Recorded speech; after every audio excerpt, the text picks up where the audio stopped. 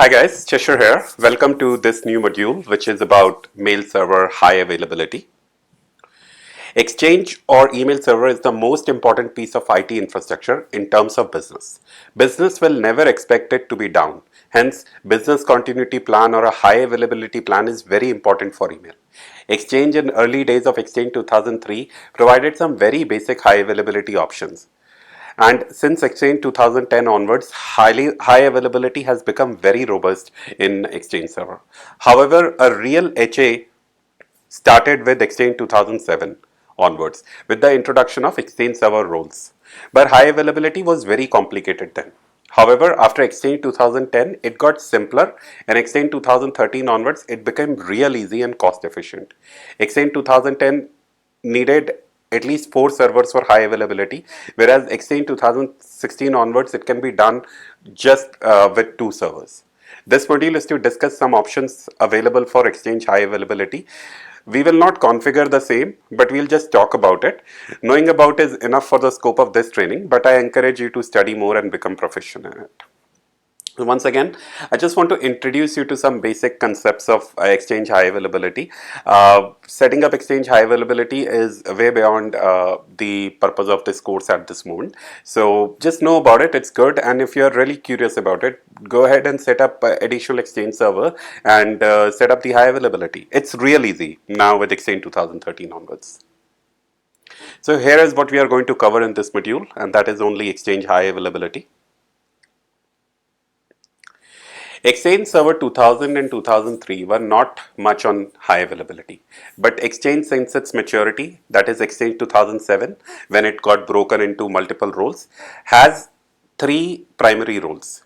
The client access role, which is used to connect to the clients, the hub transport role, which is to send the emails or relay the emails to partner organization and even internally, and the mailbox role, of course, where the mailbox database reside. And hence the HA consists of ensuring that these roles remain highly available. Out of these 3 roles, hub transport server is high availability by default. As soon as you install multiple hub transport server in an organization, as long as the network routing is available between them and between the clients which they need to service, then the hub transport server role automatically becomes highly available. You really don't have to do much into them. For client access role, we used to create cache arrays. So what we used to do, there existed a concept called as cache array. We used to create multiple client access server and used to create a cache array, which is like a group of cache server, and we need to add multiple cache server into it. It was kind of a load balancing, which we have done, a network load balancing, where we give an IP to the cache array, and then multiple servers gets added into it. And as long as any one of the cache server is available and working, the request which comes to the virtual IP of the cache array can be delivered to any one of the cache servers. So that was the high availability. But with Exchange 2013, like I told you, that MAPI is no more required for the clients to connect to the Exchange server.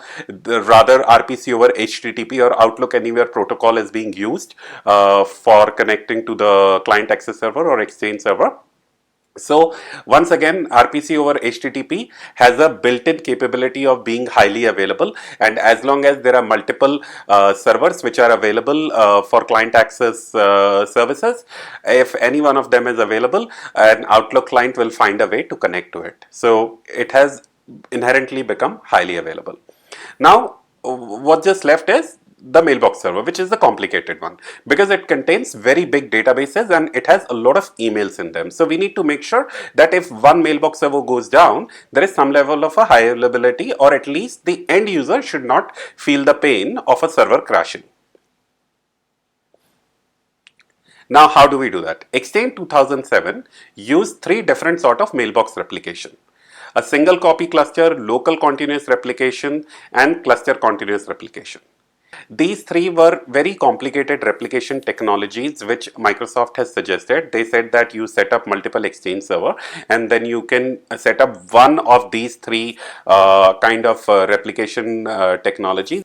And they were becoming more and more complicated and more robust when you put like a single copy cluster. So it was least complicated and least robust, whereas a cluster continuous replication was very complicated and supposedly very robust. But when you maintain an infrastructure which is so complicated, it is bound for failure. So that's why I said Exchange 2007 was a very good attempt at making a good exchange organization, but it was not a good exchange organization.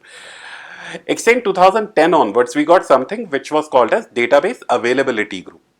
A database availability group is a set of up to 16 Exchange mailbox server that provides automatic database level recovery from a database server or network failure.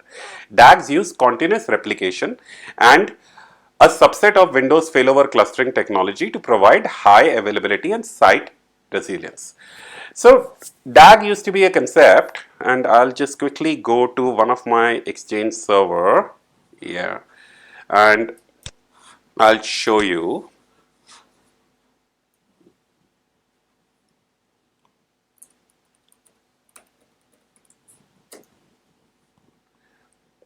Just logging in to show you database availability group. I think I showed it to you before as well.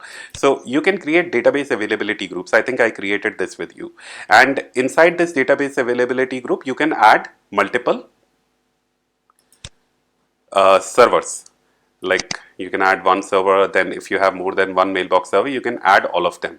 Then what happens is that after that, if you go here and create a new database, it lets you create a database as a part of a database availability group, and then it will replicate the database between all the Exchange servers which are part of the database availability group. So in that way you get multiple copies of the same database, and they are actively replicating to each other, like file replication or DFS replication in case of Active Directory. Similarly, Exchange uses some kind of a replication mechanism, but ultimately the database remains replicated between different Exchange servers.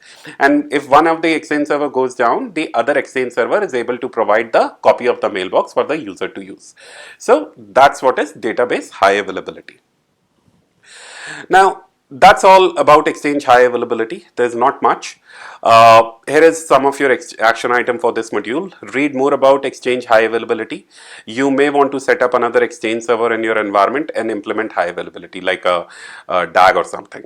But once again, these things are really high end for the purposes of an initial entry level job.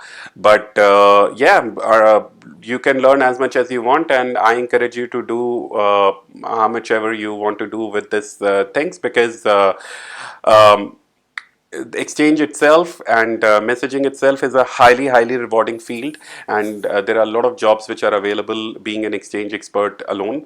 So you should learn more and more about Exchange, and maybe in future you can choose messaging as a specialty for yourself.